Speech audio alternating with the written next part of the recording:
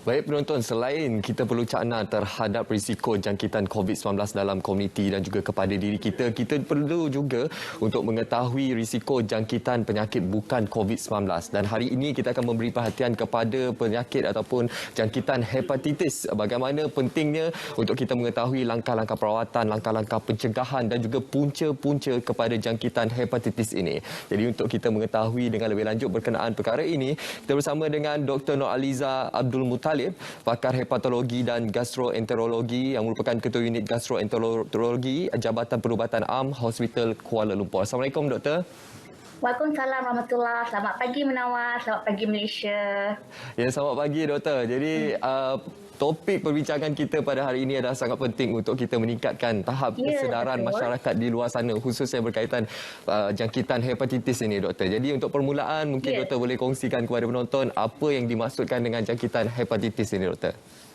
Okey, hepatitis adalah terma umum yang merujuk kepada radang hati. Ya, hepa is hati, titis is radang. Okey, macam dermatitis, radang kulit, arthritis, radang sendi. Cuma masalahnya bila kita bercakap tentang hepatitis, dia adalah tidak ada simptoms organ dalaman yang kita tak nampak dan kita tidak ada simptom kebiasaannya.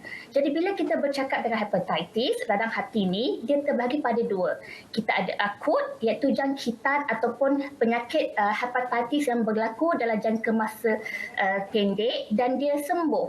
Tetapi ada beberapa jenis hepatitis atau radang hati yang berlaku bila kita dapat atau bila kita dijangkiti oleh kuman hepatitis ni, kita mendapat secara akut dan kemudiannya dia tidak sembuh dan selepas 6 bulan dia tetap menjadi kronik, iaitu selama kelamaan dia menjadi kronik hepatitis dan pada masa inilah yang masalah boleh berlaku. Bila mana kronik hepatitis ni dia akan berperlahan-lahan menjadi pada komplikasi hati, iaitu liver cirrhosis ataupun kanser hati. Jadi itulah yang dimaksudkan secara umum apa maksud hepatitis itu radang hati. Baik, itu penerangan berkenaan pemahaman umum kita berkenaan hepatitis ini. Jadi mungkin doktor boleh memberikan penerangan bagaimana hepatitis ini boleh berlaku dan apa antara punca-punca menyebabkan hepatitis ini doktor.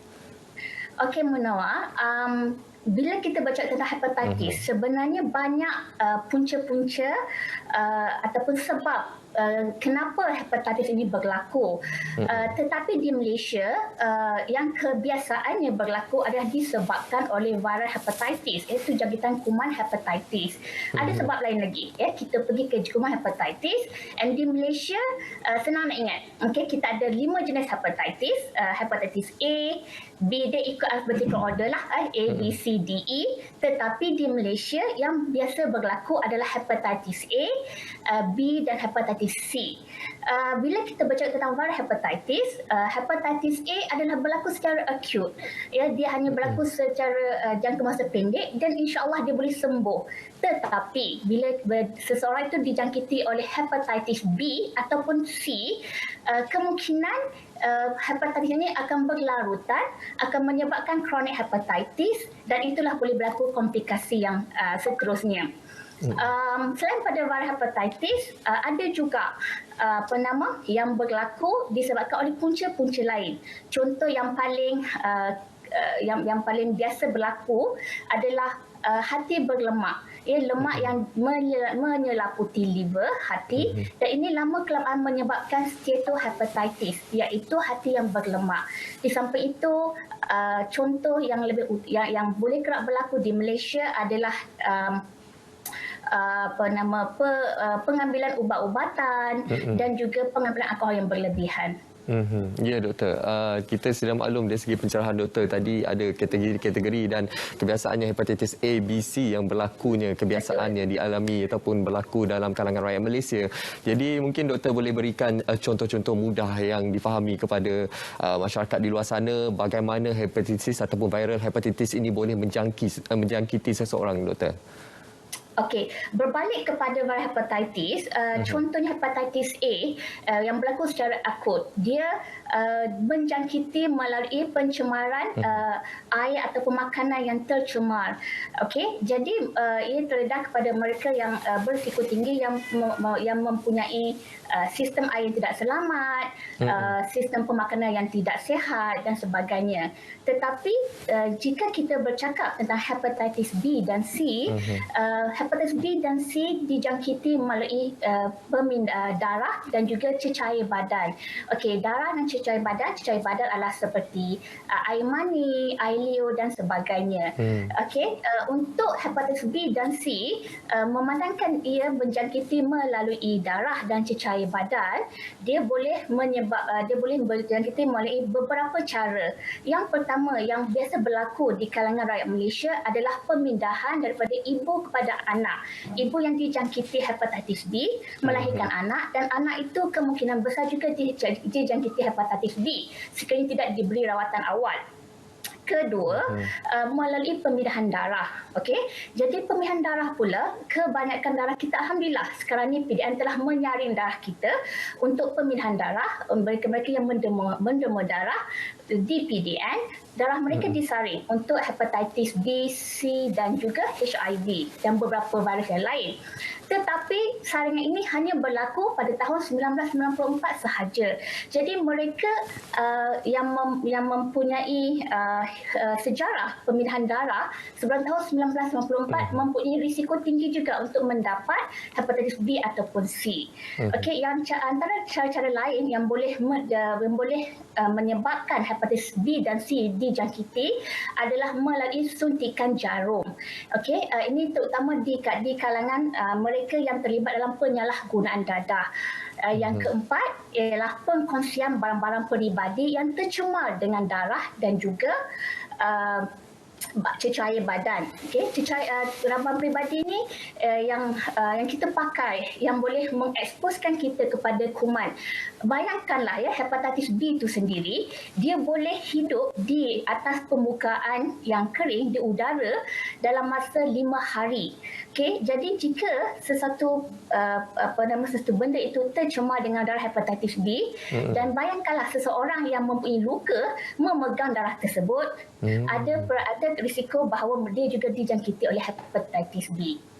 Ada yang lain adalah apa yang kita panggil mereka yang melakukan hubungan seksual dengan ramai pasangan yang tidak melakukan hubungan seksual dengan selamat lah. Okey, saya rasa itu antara punca-punca yang boleh menyebabkan rakyat Malaysia patut sedar dan juga memandang serius tentang risiko yang memang mereka juga boleh dijangkiti oleh kuman hepatitis B dan C. Itu tadi antara punca-punca yang boleh menyebabkan rakyat Malaysia dijangkiti oleh hepatitis ini. Jadi bagaimana perlunya kita mewar-warkan kepada masyarakat Malaysia berkenaan langkah-langkah pencegahan yang boleh diambil oleh rakyat Malaysia untuk mengelakkan risiko jangkitan hepatitis ini, Doktor? Okey, Munawar. Ya, Munawar. Okey, of course yang sebaiknya langkah pencegahan adalah yang terbaik. Betul. Daripada kita merawat komplikasi yang mungkin boleh berlaku pada masa akan datang. Pertama, yang paling utama adalah jalankan saringan ujian yang boleh dilakukan di hospital-hospital, di klinik-klinik kerajaan, klinik kesihatan dan juga di klinik-klinik swasta. Ujian saringan ini sangat mudah, dia berdasarkan darah sahaja. Daripada ujian darah, kita boleh tahu status hepatitis B dan C dan juga bacaan hati kita. Sekiranya bacaan hati yang tidak normal, maka doktor akan merujuk kepada pakar-pakar ataupun akan membuat ujian yang seterusnya bagi memastikan apakah punca hepatitis yang boleh berlaku dalam seseorang itu. Dan kedua, yang saya ingin tekankan adalah pengambilan vaksin untuk hepatitis B. Hepatitis B kuman yang kronik yang boleh menyebabkan komplikasi hati. Contohnya kalau tengok di skrin, ini adalah yang dipanggilkan busung, iaitu ascites, pengumpulan cecair dalam badan. Jadi hepatitis B dia adalah efektif untuk mencegah jangkitan hepatitis B. Hepatitis B untuk kanak-kanak, alhamdulillah di Malaysia telah melaksanakan program imunisasi kebangsaan semenjak 1989. Jadi alhamdulillah, insya-Allah anak-anak kita dan mereka yang lahir sebelum 1989 insya-Allah selamat daripada hepatitis B. Tetapi mereka yang lahir sebelum 1989, saya sarankan agar memeriksa kandungan antibody dan mendapatkan suntikan hepatitis B vaccination yang mengandungi 3 suntikan dalam masa 6 bulan. Dan salah satu cara pencegahan yang selamat untuk dapat daripada hepatitis B ataupun C adalah tidak berkongsi barang peribadi. Macam saya cakap tadi, pengkongsian barang peribadi yang tercemar boleh menyebabkan seseorang itu pun boleh terkena hepatitis B ataupun C. Baik. Itu antara langkah-langkah pencegahan yang perlu kita ketahui untuk seluruh rakyat Malaysia, bagaimana untuk mengelakkan kita daripada risiko jangkitan hepatitis ini dengan mengamalkan gaya hidup yang sihat dan juga melaksanakan saringan awal bagi mengelakkan kita daripada mendapat komplikasi yang lebih serius. Jadi terima kasih kita ucapkan kepada Dr. Nur Aliza Abdul Muttalib, pakar hepatologi dan gastroenterologi di Jabatan Perubatan Am Hospital Kuala Lumpur untuk perkongsian berkenaan hepatitis. Terima kasih, Doktor. Terima kasih sama-sama. Assalamualaikum, Munawar. Waalaikumsalam.